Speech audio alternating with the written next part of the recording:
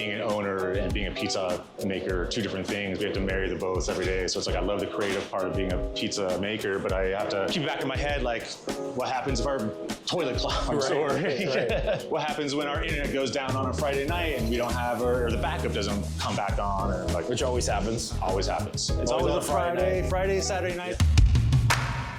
Alex and his wife started with pizza pop-ups in the desert in Las Vegas, and now they're making some of the best pizza in the city itself. If you haven't been to Yukon Pizza yet, it's probably going to be on your list next time you hit Vegas. We recently stopped by, talked to Alex. He showed us around the restaurant, showed us how he makes his dough, how he makes his pizza, and it was extremely busy right off the bat. So they're obviously doing something right inside of Yukon Pizza that if you own a shop or you want to own a pizza shop, you can follow along. They have two styles of pizza. They're doing Neapolitan style pizza that they serve by the whole pie, and then they're doing New York style slices. They also have smash burgers and salads and sides.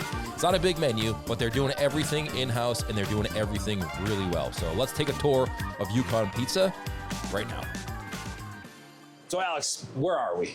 So welcome to Yukon Pizza. We're in Las Vegas, Nevada. We're in the downtown heart of old Las Vegas, the Hunters neighborhood. It's a historic part of town. This is where the original, like, 1950s era cocktail waitresses and bartenders used to live. This is the heart of Las Vegas right here. This is great. How long have you been here for? So we've been in this location 2.5 years now. Before that, we were at a shared kitchen space for almost 2 years called Vegas Test Kitchen. And before that, we were in the backyard. Really? Yeah. Is that how you started, as a pizza pop-up? The story is kind of a long story. If you want to go from the start, from the beginning, I can give you the whole thing. 1897 in the Yukon Territory, during the Klondike Gold Rush, my great-great-grandpa ran a general store and mercantile selling mining goods to mining camps, including sourdough.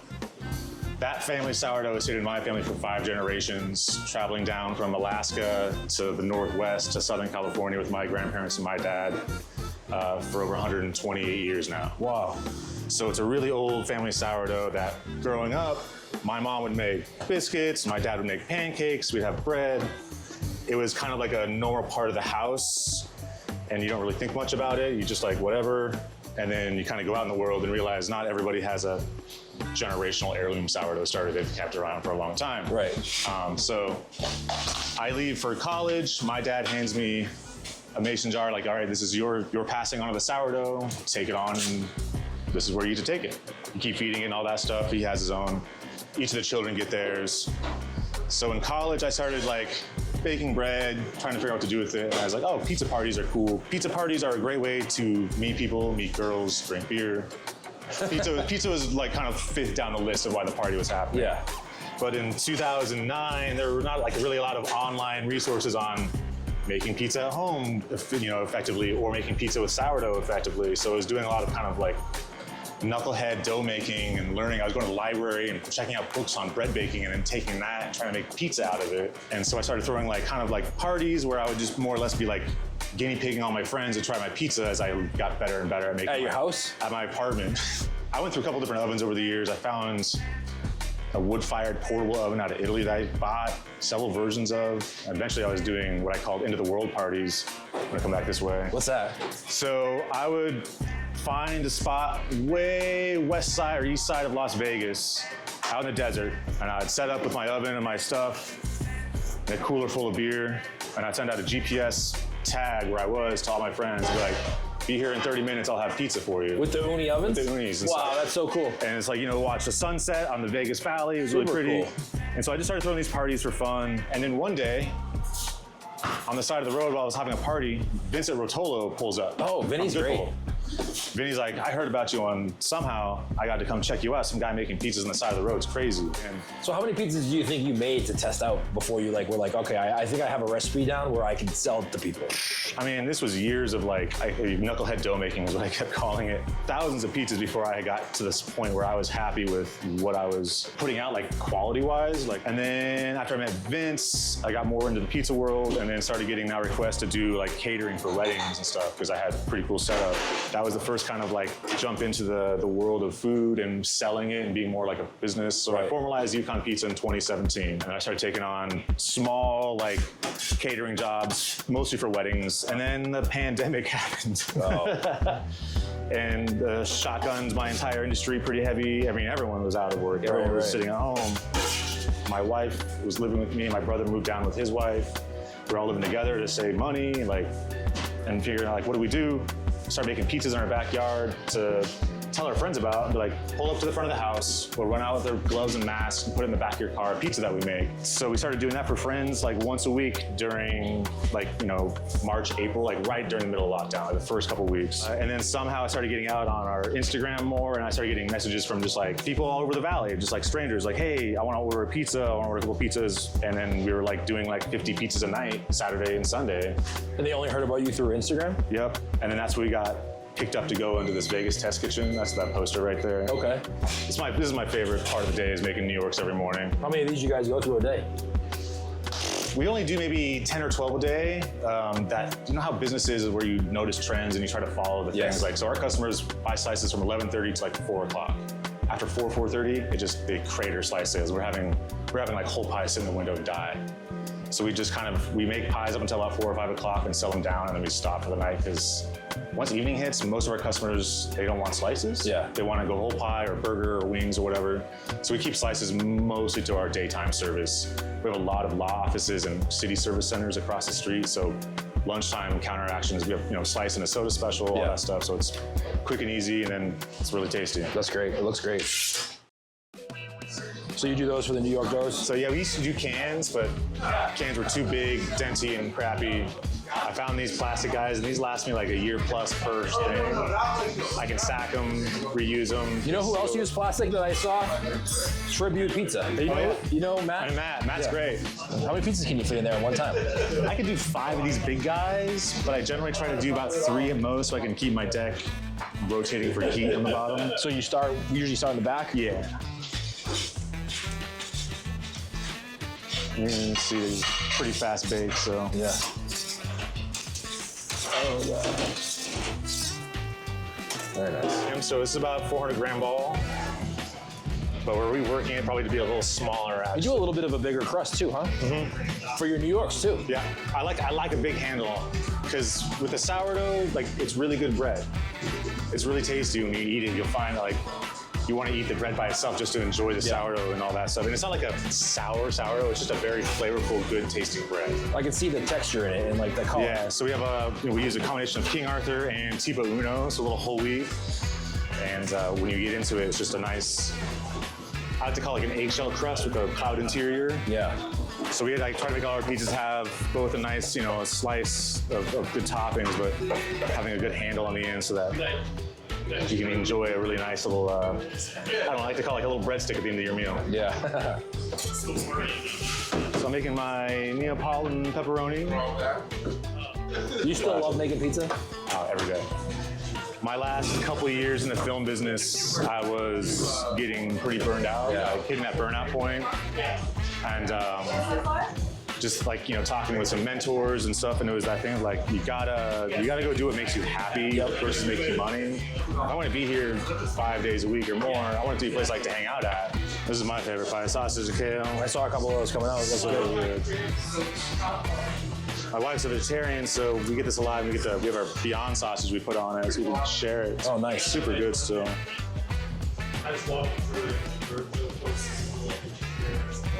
See, that should do it. Here's the actual mother starter that we have that we feed twice a day. This just got fed this morning, so it's not quite fully living, but by 8 o'clock tonight, it'll be about that big and bubbly. And then what do you do? Feed it again at night? So we'll feed it again tonight for our dough making tomorrow morning. So we do all our bulk feeds for the sourdough the night before the dough making day. So you can see our walk-in is a very... You guys make everything from scratch too? Everything's by scratch. Wow. All the sauces, all the ranch, blue cheese, everything's from hand, pickles by hand. All the mushrooms, cauliflower, everything is hand done here. The pickles for the burgers? Yep. Nice. Yeah. So the pizza maker was like, hey, we've got, X amount of trays of our regular size and our mini size, and then we'll just tell them to feed the sourdough we got ratios and all that stuff. They'll feed the sourdough for a certain dough size, and then the next morning, we use that to leaven our whole dough batch. You make the dough, or who makes the dough? Me and Cameron and Danny are the 3 main dough makers. Molly also makes dough once a week too. And how many batches of dough are you making a day? So we do about a batch and a half on a regular basis and double batch on the weekends. Every day you're making dough? Yeah. It's the last 18 months of every month has been an upward trend, which is both good, but also terrifying at the same time. So we're trying to scale and make sure we always have enough of everything for everyone all the time.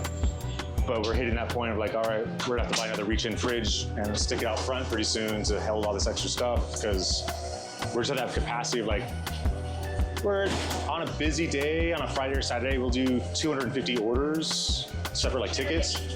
No, tickets though, with individual tickets for pizza. So we decided like brick and mortar is gonna be the way to go, but how do we do that? Jay Dapper, he comes along, is like, here's some spots. If you sign a 10-year lease, I'll do the full build out for you to your design. Custom restaurant to your like spec. Wow. So that was like, you can't say no to an opportunity where the cost is offloaded by, we're paying over the 10 years, obviously, but to have the opportunity where it's like, all right, we sit down with an architect, you draw out what you think your pizzeria should look like, let's make it happen, and then they come and build it all, we could just move our stuff in. It was like, that's unbelievable. It's an incredible, like, we were like, okay, if we say no to this, we're stupid. So we had to, got the lawyer, did the whole thing with the contract and the deal, and then Jay, and they spent, 5-6 months building the spot out. That's the spot we're in now. Yeah, this is the spot. So the oven was the first thing in. This is a Fiera Forni from Italy. So it took us 6 months to get it from Naples over to here. The whole front facade was taken out. We forklifted this in and everything was built around it. Everyone has that. It's either like they gotta take out the wall, take out the window, the whole area here to get the thing in. How long you been here for now? 2.5 years. How's business going?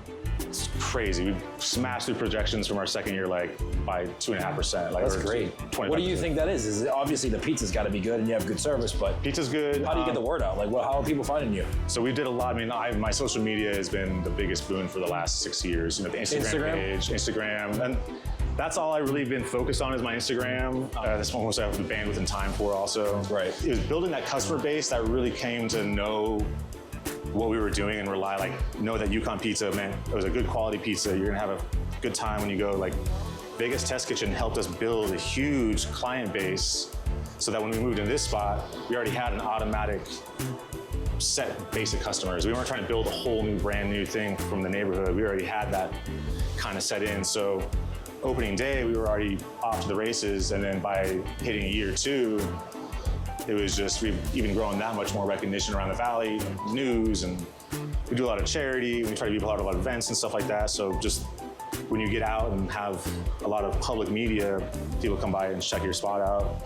Since I am the marketing machine, that's where we save our money as well. Is like, we produce all our own content, we produce all our own media, we do most of our own PR. But you have a background in that, so it must be not easy for you, because it's not easy to do, no matter how much knowledge you have. But it helps. It helps, give us a better focus on our message and how we want to display and communicate what we're doing around here. We are very much boots on the ground owners still. So my wife, brother, and I, we're in the shop 5 days a week. 2 other days office day. We're working on the business, we're working in the business, we're doing all things business, but that's kind of by design for the first 3 or 4 years. Right. We're slowly transitioning to our management team that's taking over this spot for us as we kind of get ready to look at spot number 2 next year probably. But it's that thing of, I love my restaurant, I love being here, so I can't not be here and be a part of seeing my pizza makers every day and being, involved with the crew and making sure everything's going to plan. But what's awesome is that after 4 years of doing it total now with my team, on Friday, my wife and I don't work nights anymore. We get to have Friday night off, Saturday night off. That's great. It's been a nice, we worked really hard to have this happen over the time. I love, reading your social media posts because it's very accurate and reflects, I think, the nature of the pizzeria or even the restaurant industry in general. Is there's a lot of things that are going to go up and down, but it's how you manage those scenarios and the situations, how you have systems in place to help manage that stuff, people to help do that things. That's all part of the package. And being an owner and being a pizza maker are 2 different things. We have to marry the both every day. So it's I love the creative part of being a pizza maker, but I have to keep it back in my head, what happens if our toilet clogs, right. What happens when our internet goes down on a Friday night and we don't have, or the backup doesn't come back on, or which always happens. Always happens. It's always always on a Friday, Saturday night. The wind, in Vegas, we have really high winds in the spring, so we get power outages probably once a week maybe. That'll be maybe an hour or 2 at a time, but just because there's a lot of old infrastructure and the wind. Anything you wish you would have done differently opening this spot? I would have asked for 2 more feet that way width-wise. We're a really small shop, like 1,200 square feet total. We did that, it was by design for costs, for rent, all that stuff to keep things as tight as possible for us. So we have 18 seats. 50% of our business is delivery. We do a lot of takeout and delivery through here. Do you do your own drivers or you have third party? We have to do the third party, but thankfully Danny is an extremely tough negotiator, and she worked all 3 platforms down to a percentage that's actually very favorable. Good. Plus they cut us a check for a couple of them, so. That's great. We, you know, it was that thing, we held out for almost 3 years before doing delivery, because it was like we were trying to focus on our in-store, make sure the quality was there, and also make sure the demand is going to be there for delivery when it happens. So this is a small area. Yeah. Like, what does it look like on a Friday night in here? Like a submarine full of people running around. You must have, how many people do you have on the line? So usually we have three on the pizza, 2 expo, or so 3 on the pizza. What is it? One guy kind of pounding them out, 2 topping, making, oven? and 1 foot, 1 oven tender. Yeah. And they'll rotate as needed. All of our pizza makers are very fluid, from opening to topping to pizza firing. So they can all do they can do everything, and they can also take orders. They can expo. Most of them could also fire up stuff in the back line if we needed to. We have a lot of cross training. Everyone's really familiar with their roles. We don't have a lot of hierarchy. We more like rely on everyone being a team, working together. Does it, I remember being in the pizza spot. Does it like, is there a spot here that's more, people want to do more? I remember for us, we used to make 500 pizzas on a Friday night. Oh, fuck, man. And nobody wanted to pound. Oh, yeah. It was like, you'd be dead after that, because it'd be like, we called it the pound station, because you just pound out shells all night. So I love opening doughs. Like, I'll stand there and open doughs all night for the team so they can just build. Yeah. But it really is to each person. Like, I'm the dough maker for this restaurant mostly, is what my brother and I do the dough mostly. So, because the sourdough is the thing I'm so obsessed with. Right. I'm always thinking about the sourdough. We use the sourdough for everything, for our focaccia, for croutons. It's for all the pizza doughs. So you love that station? I love being in the pizza station opening dough, because I get to feel where my dough comes from 3 days prior. Like, we do a 48 to 72 hour ferment on all our doughs. So like, it's fun to just see the constant, like what I did that day from dough making to 3 days later to opening the dough. Did it feel better? Did it worse? We're constantly checking humidity and temperature in the back, because Vegas is going through this rapid rise in heat right now. So we have to start icing things down quite heavily.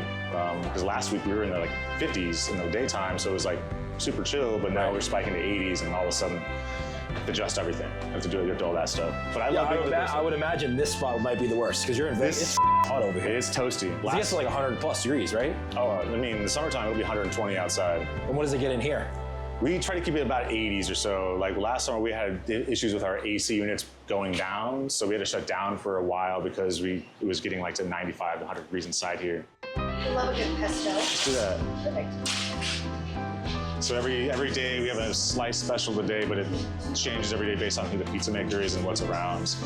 Do they get to choose what it is? Yep, it's completely different every day, and like sometimes we'll give it like a small selection of like regulars, but if Molly's opening, she'll do a unique one. If Cameron's opening, he'll do a different one. It's just kind of up to the pizza maker that morning. We always do a pep and a cheese in the window, and then the one special. I don't do anything more complicated than that, because that's what sells the best. I try not to. You do too much, you don't sell enough. Yeah. You know, like. That's a lot. That is a lot, especially the way you're doing it. With our wood fire size, yeah. Like you have a wood fire oven, we do 4 pieces at a time inside there. But they also are 2-minute cook times, so it's a fast turn through. But it's when we have tickets stacking up on the line, like Super Bowl Sunday is a big day, and it was that thing of like, all right, we got 50 tickets on the rail, you just take it 1 ticket at a time. And any advice for someone who's just getting started? There's like mountains of advice, and what's cool I think these days is there's so many resources out there to look into if you have any questions.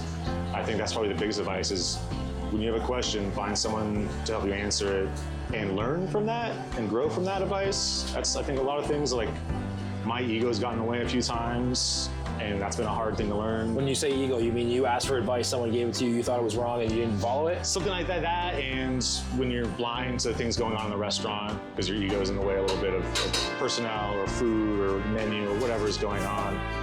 But over time, thankfully, my brother and my wife have honed me down a little bit to step outside of myself a little bit.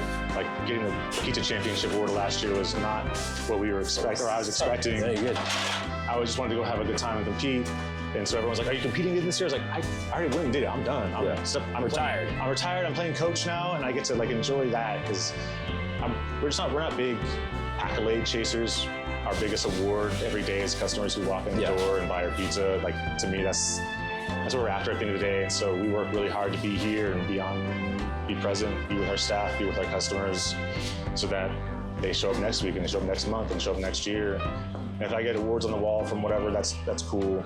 I have great pizza towns, but there's something about Vegas to me that has very special, like, you want any kind of style, pretty high quality, you're gonna find it. It's just, Vegas isn't big either.